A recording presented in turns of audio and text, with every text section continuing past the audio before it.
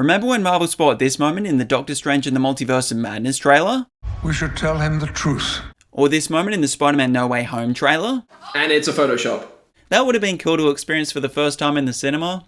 I hate trailers. They spoil way too much. For this reason, I don't watch them. In fact, I try to go into movies knowing as little as possible so I can enjoy it for what it is. But this does make it really awkward when I'm the only person who's excited when Abomination shows up, or when a character says something funny and I'm the only person in the cinema laughing because everyone else has already laughed at the joke when they saw it in the trailer.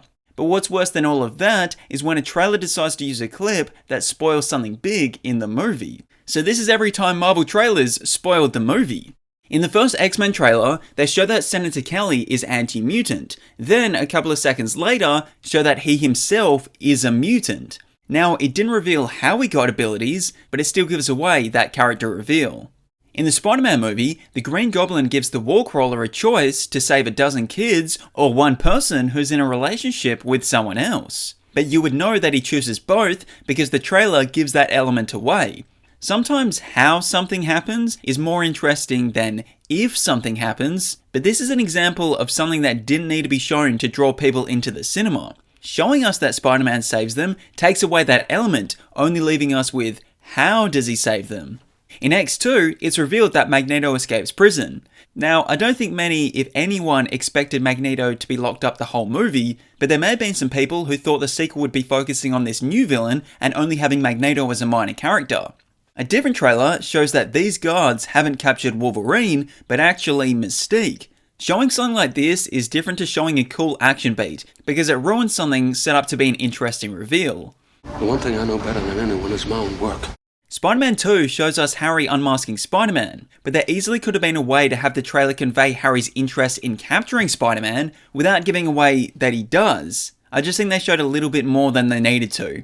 At the end of X2, Jean Grey died. At the start of the X-Men The Last Stand trailer, she's alive. Yes, you see a phoenix in the water, but that means nothing if you're someone who doesn't read the comics or have seen the animated series. So when you see her alive in the Last Stand trailer, you'd be like, wait, what? It also just comes out of nowhere. You can always tease these moments without spoiling them. For example, having a character say, Jean Grey may still be alive. That would intrigue audiences.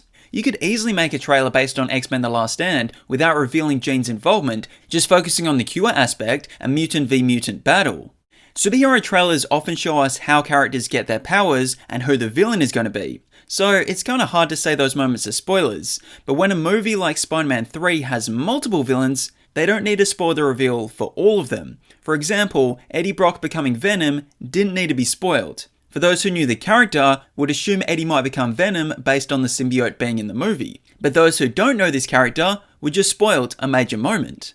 There's an Iron Man trailer that's essentially a 2.5 minute version of the actual movie we got. It gives away pretty much the whole story, including major spoilery moments like Obadiah Stane working with Raza to build bigger Iron Man. We as an audience initially assume Raza is going to be the main villain, but now all of a sudden we see Obadiah literally inside this suit. Now there's that whole reveal gone. You gotta remember, no one knew who Iron Man was before this movie. Obadiah being the real villain behind all of this could have been a great reveal in the film if it wasn't shown in the trailer. The Incredible Hulk trailer is similar to Iron Man. It's again essentially just a 2.5 minute version of the actual movie we got. If you want a quick summary to the Incredible Hulk movie, just watch the trailer.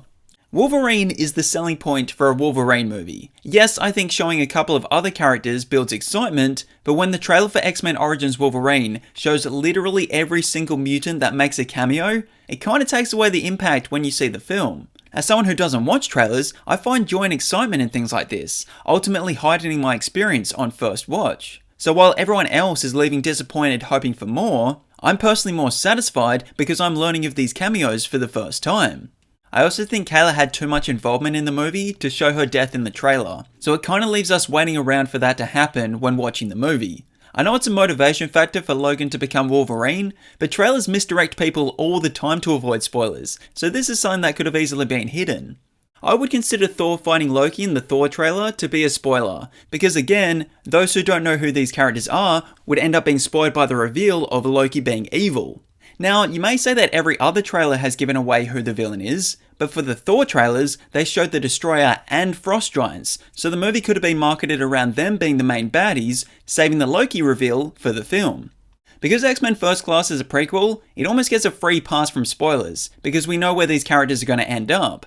But I must say the trailers did a pretty good job to tease this, without giving away too much.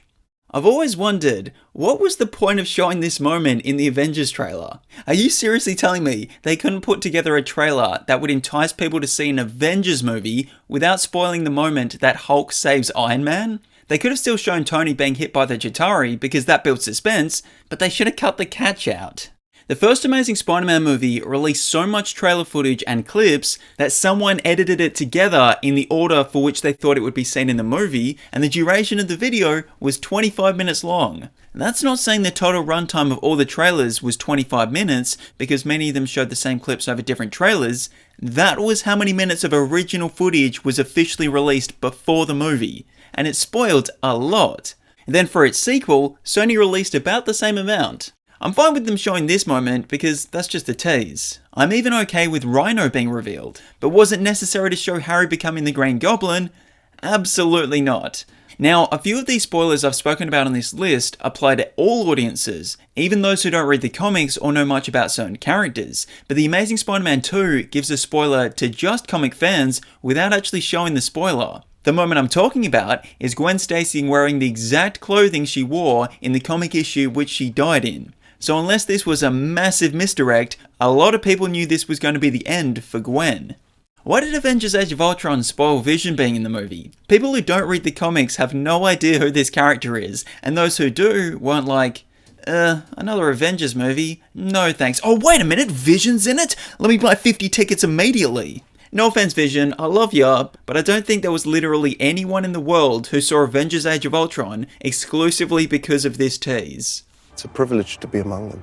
Look, I get it. I understand why Captain America Civil War put Spider-Man in the trailer. He's a draw for people to see the movie, but imagine not knowing he was going to appear. The cinema would have lost their minds when the very Marvel named Peter Parker first showed up.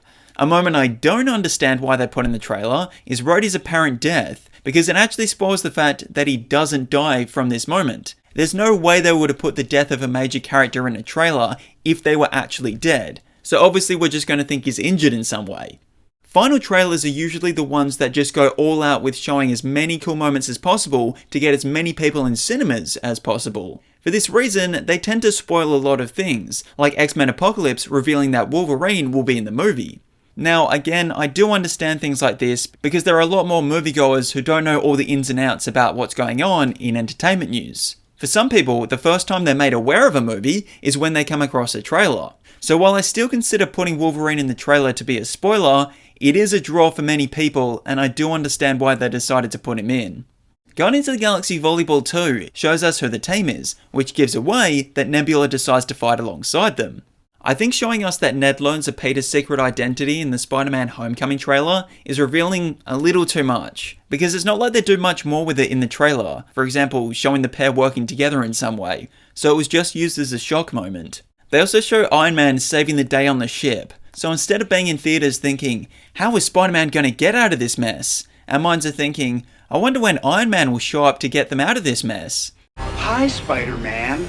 Imagine if we didn't know Hulk was going to be in Thor Ragnarok. That would have been an insane reveal. But once again, I understand why they put it in the trailer.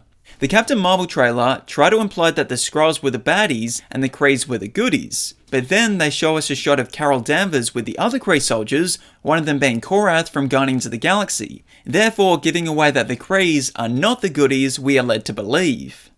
Who? The Dark Phoenix trailer doesn't explicitly show that Mystique dies, but the trailer does show us a funeral scene and multiple moments where all the X-Men are together, but she's the only one not there. So I would consider this a spoiler. The first trailer for Spider-Man Far From Home was released before Avengers Endgame, which you may think spoils the fact that he's resurrected. However, there's nothing in the trailer that suggests it takes place after Endgame. For all we know, it was set before. But I think everyone was expecting the heroes to be brought back in Endgame anyway, so that movie is more of the example of enjoying the film based on how are they going to be brought back, rather than are they going to be brought back. As Shang-Chi is a lesser known character, even to comic readers, I understand why they put Abomination in the trailer, because they wanted to entice people to watch the film. But as someone who didn't know he would be appearing, this moment was one of the biggest surprises I've ever seen watching a Marvel film, so I wish more people could have experienced my shock and excitement.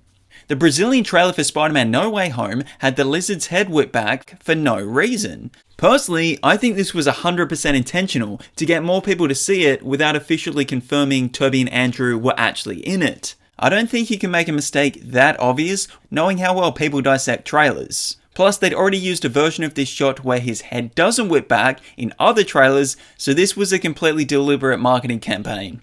If I haven't made it clear already, I've only really been speaking about spoilery moments that I think absolutely didn't need to be added at all. My whole thing with trailers is, if you're going to spoil something, at least make it a moment that entices people to watch the movie. If it doesn't need to be shown, that's when it disappoints me. That being said, Adrian Toomes being in Morbius is probably something that needed to be spoiled, as Morbius is an extremely unheard of IP. Maybe I should stay in touch. Having the Doctor Strange in the Multiverse of Madness trailers showing Professor X, Maria Rambeau, and Captain Marvel is a major spoiler when you consider a couple of factors. One, they're not in the movie that much, and two, it makes people think there's going to be way more multiversal characters than what there actually was. I think this is part of the reason people left disappointed, because almost all the multiverse secrets were revealed in the trailer. I also wish they didn't show Zombie Steven or imply that Wanda might be evil. I would have just preferred if they focused on us thinking the main baddie was alternate universe Strange. Things just got out of hand. Apparently Daphne Keane wanted to attend the Deadpool and Wolverine premiere, so Marvel decided to release a trailer with X-23 in it to provide a reason why she was on the red carpet. But that could have totally not been spoiled, and just said that she was there to see the movie and lied about not being in it. If Andrew Garfield can lie for months about his involvement in Spider-Man No Way Home, Daphne Keane can lie for 5 minutes. At the end of the day, I understand why trailers give away some of the coolest action moments or funniest lines. They're trying to entice as many people to watch the movie as possible. Trailers aren't made for people who are already going to see the movie or watch the show. They're made for general audiences who are casual viewers or those on the fence about seeing it, which is why big moments are spoiled. Having said this, there are definitely times where they show way too much, which I think negatively affects a movie. If people have seen all the best stuff in the trailer, they may leave the film feeling underwhelmed when there's nothing really new to experience, leading to disappointing reviews. I wish the entertainment industry was more secretive with productions, and I wish that studios just trusted their product and consumers more. You only get to see a movie for the first time once. You don't want to experience those moments out of context in a trailer. So if there's a movie you know you're definitely going to see, I would highly encourage you not to watch trailers and try to know as little as possible before seeing it, because as someone who does this, it's greatly improved my movie-going experience. It's a difficult thing to do, but I've gotten really good at it, and it's one of my biggest flexes that I brag about to friends. Which I do have friends. Anyway, thanks for watching. Let me know in the comments which Marvel trailer moment had the biggest spoiler. And don't forget to absolutely obliterate those like, subscribe, and share buttons. I'm just kidding. Only do it with enough force that it registers. I don't want any of you breaking whatever device you're watching this on.